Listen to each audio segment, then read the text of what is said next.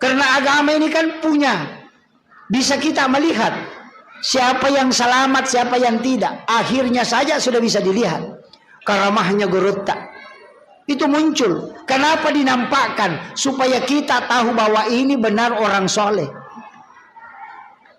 Kan itu. Kalau songkok dengan surban banyak dijual. Tapi karamah tidak bisa berbohong. Maka orang yang anti dengan itu pasti tidak mau terima karamah. Kenapa? Karena semua pendapatnya pasti dibantah ketika orang pakai karamah. Coba. Makanya saya itu kalau kenapa masuk NU, saya bilang NU itu adalah organisasi yang saya anggap aman, Pak. Kenapa? Di NU itu tidak hadir pengajian, tetap didoakan.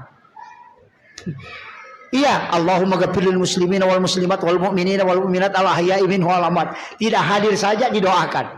Apalagi dikirimi Fatihah. Iya, makanya NU itu selalu tawassul. Kirim Fatihah ke gurunya, kirim Fatihah ke jamaah.